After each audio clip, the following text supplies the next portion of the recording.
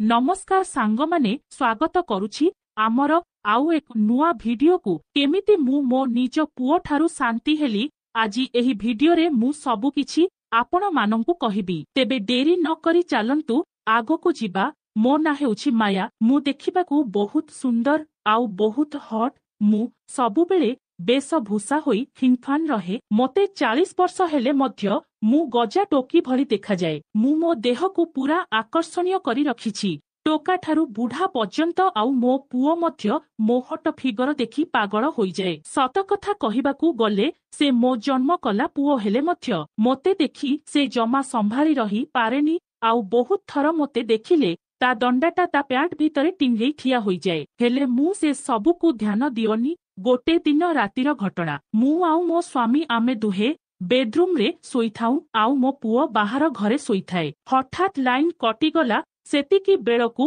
राति प्राय 10:30 होइथिला। आउ मो स्वामी मोते कहिले सेदिन पेलिथिली आज जाए दरज हेउछि। मु कहिली सेदिन जेमिति अबाक्यारे पुरेई किंतु आज जेमिति भलरे करिब हेला। मु एतिकी कही मो देहरु सबु खोली पूरा लंगड़ा होइगली। आउ तांकू भी पूरा मेला करी मु मो गोड़ दुईटा को ऊपर को टेकी सोई रहिली। से आउ डेरी न करी मो गुंफा भितरे तांको मुसळ किड़ा को पूरेई मो उठरे किस करी करी ठुकी चालिले। मु खाली उआ हेउथाए। प्राय 10 मिनिट निर्धुम ठुकीब परे से झड़ी गले। आउ बेड रे सोई जोर जोर रे निश्वास नेले। मोर किंतु गलु मरिला नाही। आउ मोर उत्तेजना आहुरी बढ़ीगला। से निदरे सोई पड़िले। आउ मु किछि समय सेमिति सोई रहिली। आउ तापरे उठी मो साढ़ी को टाणिली। से मो साढ़ी उपरे सोई पड़िथिले। तेणु मु सेमिति लंगड़ा होई उठी बाहर को आसिली। आउ लाइन नथिबारु मु सेमिति अंधार रातिरे बाथरूम को जाई परिस्रा कली। आउ मो गलु मारिबा पई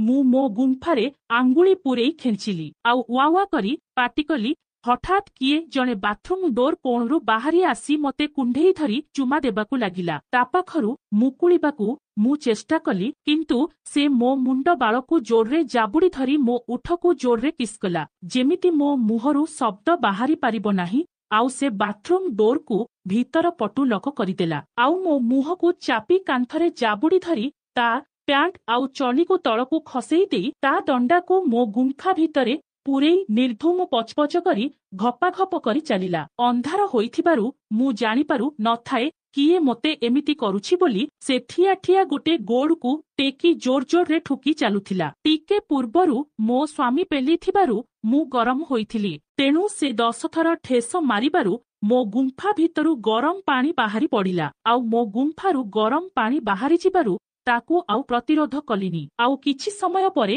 तार बीर्ज भी शिरशिर होई मो गुंफा भितरे छाड़ीदेला। आउ मोते कुंढेई धरी मो कान पाखरे कहिला बहु मजा लागिला त। मु कहिली तू मो पुओ होई मते एमिति कलु। एमिति कही ताकू 2-3 चापुड़ा मारी कहिली हाराम जादा पापी टू एकण कलु। से कहिला बहु धीरे कह। जदि बापा एकथा सुनिबे ताहले आम 2 जनंकु मारी पकेइबे। मु कहिली हारामी कुकुर तरत मरीजिबा उचित। से मो राग भरा मुहकू देखि डरी जाई कहिला एथिरे मोर किछि दोष नाही। दस हेउछि तर आउ बापांकर। तमे दुहे झरका डोर न देई मजा करुथिल। मु बाहर को आसीथिली। आउ तम पाटी सुनी झरका पाखकू जाई तम 2 जनंक चेहरा टिके देखुथिली। देखिली बापा हालिया होई सोई पड़िले। आउ तू रूम रु बाहरिला बेलकू मु तरबर होई बाथरूम भितर को पसिगली। आउ तू बाथरूम को आसी तो गुंफारे आंगुली पुरेई खेंचिलु। मु तो पुणी मरद टोका केते निजकू संभाली थांती। मु तते बहुत भल पाए। एमिति कही से मोते चुमा देला। आउ मु ताकू ठेली देई बाथरूम रु पळेई आसी मो बेडरूम को जाई भीतर पटु डोर बंद करिदेली। सेदिन राति सारा मोते निद हेलानी। भाबिली मो पुओ मो सह जहा सबु कला जदि एक कथा मो स्वामी जानिबे ताहले कोण हेबो। किंतु मु तांकू किछि न कही चुपचाप सोई पड़िली। आउ सकाळु उठिबा परे मो स्वामी पुओ को डाकिले। मु काले तांकू सबु कहि देइथिबी भाबी से डरी डरी तांको पाखकू आसिला। आउ मो स्वामी कहिले पुओ मोर कंपानी मोते ट्रेनिंग पई पठाउतिबारु मु गोटे मास पई सहर बाहर को जाउछि। मु न फेरिबा पर्यंत तू तो बोऊ को एकुटिया छाड़ी कुआडे भी जिबुनु। बोऊ कथा बुझिबु आउ बोऊ को हैरान करिबु नाही। एहा सुनिबा परे जाई मो पुओ जानिला मु तांकू किछि कहिनी बोली। तापरे पुओ भय मुक्त होई कहिला ଠିକ୍ ଛି ବାପା ବୋଉକୁ ମୁଁ କୁଆଡେ ବି ଛାଡ଼ିକି ଯିବିନି। ଆଉ ତମେ ଦେଖିକି ଯିବ ବୋଲି କହିଲା। ମୋ ସ୍ୱାମୀ ମାସକ ପାଇଁ ଟ୍ରେନିଂ ଚାଲିଗଲେ। ଆଉ ମୁଁ ସେମିତି ମୋ ପୁଅ ଉପରେ ରାଗିଥାଏ। ମୋ ପୁଅ ମୋ ପାଖକୁ ଆସି କହିଲା, ବୋଉ ଧନ୍ୟବାଦ, ତୁ ବାପାଙ୍କୁ କିଛି ବି କହିନୁ। ଆଉ ମୁଁ କହିଲି, ତ ବାପ ଘରକୁ ଆସିବା ପରେ ସବୁ କହିବି। ଏମିତି 5-6 ଦିନ ବିତିଗଲା। ମୁଁ ମୋ ପୁଅ ସହ କଥାବାର୍ତ୍ତା ହେଉନଥାଏ। ମୁଁ ରୋଷେଇ କରି ରଖି ଦେଉଥିଲି, ଆଉ ସେ ନିଜେ ବାଢି ଖାଉଥିଲା। ମୋ ସ୍ୱାମୀ ଯିବାର 7ମ ଦିନ ରାତିରେ ପୁଅ ମୋ ରୁମକୁ ଆସିଲା। ଆଉ କହିଲା, ସେଦିନ ରାତିରେ ଆମ ଦୁହିଁଙ୍କ ଭିତରେ ଯାହାବି ଘଟିଲା ସେମିତି ପୁଣି ଆଜି ମୁଁ ତୋ ସହ କରିବାକୁ ଚାହୁଁଛି। ମୁଁ ରାଗିଯାଇ କହିଲି, ଏମିତି ହୋଇପାରିବ ନାହିଁ। ତୁ ହେଉଛୁ ମୋ ପୁଅ ଆଉ ମୋ ସ୍ୱାମୀ ନୁହେଁ, ବୁଝିଲୁ। ସେ କିଛି ସମୟ ଚୁପ ରହିବା ପରେ କହିଲା, ତାହେଲେ ତୁ ମୋତେ ତୋ ସ୍ୱାମୀ କରୁନୁ। ମୁଁ କହିଲି, ଦେଖୁଛି ତୁ ମାନିବୁନି। ସେଇଠୁ ପୁଅ କହିଲା, ପ୍ଲିଜ ବୋଉ, ତୁ ମୋ କଥା ମାନିଯା। ଆମ ଦୁହିଁଙ୍କ ଭିତର କଥା ବାହାର ଲୋକ କେହି ଜାଣିବେ ନାହିଁ। ଆଉ କହିଲା, ପ୍ରମିଜ କରୁଛି, ତତେ ମୁଁ ବହୁତ ଖୁସି ଦେବି। ମୁଁ କହିଲି, ହଉ ଠିକ୍ ଅଛି। ତାପରେ ମୁଁ ଡୋର ପାଖକୁ ଆସି ଭିତର ପଟୁ ଲକ କରିଦେଲି। ମୋ ପୁଅ ପାଖକୁ ଯାଇ ମୁଁ ପିନ୍ଧିଥିବା ନାଇଟିକୁ ଖୋଲିଦେଲି। ଆଉ ମୋ ପୁଅ ଏସବୁ ଦେଖି ସେ ଆଶ୍ଚର୍ଯ୍ୟ ହୋଇଗଲା, ଆଉ ଖୁସି ମଧ୍ୟ ହୋଇଗଲା। ଆଉ ମୋତେ କୁଣ୍ଢେଇ ଧରିଲା। ମୁଁ ବି ତାକୁ ଆଉ ପ୍ରତିରୋଧ କଲିନି। ଆଉ ସେ ମୋ ଓଠରେ ଚୁମା ଦେଲା। ଆଉ 2 ହାତରେ ଦୁଧକୁ ମୁଖେଇ ଧରିଲା। ଆଉ ମୋ ପିଚାକୁ ଚିପୁଡ଼ିଲା। ଆଉ କହିଲା, ଧନ୍ୟବାଦ ବୋଉ। ତାପରେ ମୁଁ ମୋ ବ୍ଲାଉଜ ଖୋଲିଦେଲି। ଆଉ କହିଲି, ଏଥର ନେ ଆଉ ତ ଭୋକ ମେଣ୍ଟାଇ ଦେ। ପୁଅ ମୋତେ ବେଡ୍ ଉପରେ ଶୁଆଇ ଦେଇ ମୋ ଦୁଧକୁ ପାଟିରେ ପୂରେଇ ଚୋଷିବାକୁ ଲାଗିଲା। ଆଉ ତା ହାତ ଆଣି ମୋ ଚଡ଼ି ଉପରେ ରଖିଲା। ମୋ ଚଡ଼ି ଉପରୁ ସେ ମୋ ଗୁମ୍ଫାକୁ ଆଉସିଲା। ଆଉ ମୋର ଦୁଧମୁଣ୍ଡି ପୁରା ଶକ୍ତ ହୋଇ ଟାଣ ହୋଇଗଲା।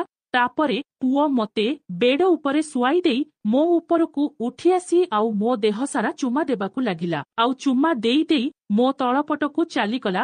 ମୋ ଗୁମ୍ଫାରେ ଚୁମା ଦେଲା। ଆଉ କହିଲା, ବୋଉ, ତ ଗୁମ୍ଫାଟା ପୁରା ନରମ ଭଳି ହୋଇଛି। ମୁଁ ତତେ ସେଦିନ କରିବା ଦିନଠୁ ଜମା ସମ୍ଭାଳି ରହିପାରୁନି। ଆଉ ସେଥିପାଇଁ ମୁଁ ନିଜେ ତୋ ପାଖକୁ ଆସିଛି। ଏହା କହି ପୁଅ ମୋ ଗୁମ୍ଫାକୁ ଚାଟିବାକୁ ଲାଗିଲା। ଆଉ ତା ଚଡ଼ିକୁ ଖୋଲି ପକାଇଲା। ଆଉ ତାପରେ ମୋ 2 ଗୋଡ଼କୁ ଫାଡ଼ି ମୋ ଗୁମ୍ଫାରେ ଗୋଟେ ଚୁମା ଦେଲା। ଆଉ ତା ନାକର ଗରମ ନିଶ୍ୱାସ ଛାଡ଼ିଲା। ମୁଁ କହିଲି, ତୁ ଆଉ ମତେ ଛଟପଟ କରନାହିଁ। ମୁଁ ଆଉ ସମ୍ଭାଳି ପାରୁନି। ମତେ ଥରେ ତୁ ଶୀଘ୍ର ପେଲି ପକା, ତାପରେ ତୁ ଯାହା କରିବା କଥା କରିବୁ। ମୋ କଥା ଶୁଣି ପୁଅ ମୋ ଉପରକୁ ଚଢ଼ି ଆସି ତା ମୁଷଳ ଦଣ୍ଡାକୁ ମୋ ଗୁମ୍ଫା ଦାନାରେ ରଖି କହିଲା, ବୋଉ, ଗୋଟେ ଝଟକା ମାରି ଭିତରକୁ ପୂରେଇ ଦେବି। ମୁଁ କହିଲି, ପୂରେଇ ଦେ। ପୁଅ କହିଲା, ତତେ କଷ୍ଟ ହେବନି। ମୁଁ କହିଲି, ତୁ କିଛି ଚିନ୍ତା କରନି। ଯେତେ କଷ୍ଟ ହେଲେ ବି ମୁଁ ସମ୍ଭାଳିବା ପାଇଁ ପ୍ରସ୍ତୁତ ଅଛି। ତାପରେ ସେ ମୋ ଉଠକୁ ତା ଉଠରେ ଲଗେଇଲା। ଆଉ ବେଡକୁ ଧରିଲା। ଆଉ ମୁଁ ତା ପିଠିକୁ ଧରିଲି। ତାପରେ ସେ ଜୋର କରି ତା ମୁଷଳ ଦଣ୍ଡାକୁ ମୋ ଗୁମ୍ଫା ଭିତରକୁ ଦାବିଦେଲା। ଆଉ ସର୍ଟ କରି ତା ଦଣ୍ଡାଟା ପୁରା ଭିତରକୁ ପଶିଗଲା। ଆଉ ମୁଁ ମୋ ପୁଅ ପିଠିରେ ମୋ ନଖକୁ ଜୋରରେ ଦାବିଦେଲି। ଆଉ ସେ ଚିତ୍କାର କରିବାକୁ ପାଟି ଖୋଲୁଥିଲା। ମୁଁ ତା ଉଠରେ ଚୁମା ଦେଇ ଚାଲିଥିଲି, ଯାହା ଫଳରେ ତା ପାଟିରୁ ଓ ଶବ୍ଦ ବାହାରୁଥିଲା। ସେ ମୋତେ କରିବା ପୂର୍ବରୁ ଟିକେ ରହିଗଲା। ମୁଁ କହିଲି, ପୁଅ, ଆଉ ଲେଟ୍ ନ କରି ମୋତେ କରିଚାଲ। ସେ ମୋ କଥା ଶୁଣି ଜୋର ଜୋରରେ ଠୁକି ଚାଲିଲା। ଆଉ ତା ଦଣ୍ଡା ଯେତେ ସ୍ପିଡରେ ମୋ ଗୁମ୍ଫା ଭିତରକୁ ଯାଉଥିଲା, ତାହା 2 ଗୁଣ ସ୍ପିଡ ବାହାରକୁ ଆସୁଥିଲା। ମୁଁ ବି ଚିତ୍କାର କରି କହୁଥିଲି, ଜୋରରେ କର, ଜୋରରେ କର। ପୁଅ ବୋଲି କହୁଥାଏ। ଦୁହିଁଙ୍କ ନିର୍ଦ୍ଧୁମ ଗିହଣାରେ ରୁମ୍ ପୁରା ପଡୁଥାଏ ଉଠୁଥାଏ। ମୁଁ ତାକୁ ଜାବୁଡ଼ି ଧରିଲି। ଆଉ ମୋ ଗୁମ୍ଫାରୁ ଗରମର ଶିରଶିର ହୋଇ ବାହାରି ପଡ଼ିଲା। ଆଉ କିଛି ସମୟ ପରେ ମୋର ପୁଅର ବି ବୀର୍ଯ୍ୟ ବାହାରିଲା। ଆଉ ସେ ମୋ କାନ ପାଖରେ କହିଲା, ବୋଉ, ମୋ ମାଲକୁ କେଉଁଠି ଛାଡ଼ିବି? ମୁଁ କହିଲି, ସବୁ ବୀର୍ଯ୍ୟ ମୋ ଗୁମ୍ଫା ଭିତରେ ଛାଡ଼ିଦେ। ତାପରେ ସେ ମୋ ଗୁମ୍ଫା ଭିତରେ ତାର ସବୁ ବୀର୍ଯ୍ୟକୁ ଛାଡ଼ିଦେଲା। ଆଉ ରାତି ସାରା ସେମିତି ଲଙ୍ଗଳା ହୋଇ ମୋତେ କୁଣ୍ଢେଇ ଧରି ଶୋଇ ରହିଲା। ଆଉ ଏମିତି 1 ମାସ ପର୍ଯ୍ୟନ୍ତ, ମୋ ସ୍ୱାମୀ ନାସିବା ପର୍ଯ୍ୟନ୍ତ ପୁଅ ଏମିତି ସବୁଦିନ ବହୁତ ଶାନ୍ତି କରୁଥାଏ। ମୋ ଗଲୁ ମାରିଲା। ଆଉ ତା ଦଣ୍ଡାକୁ ମଧ୍ୟ ଶାନ୍ତ ହେଲା।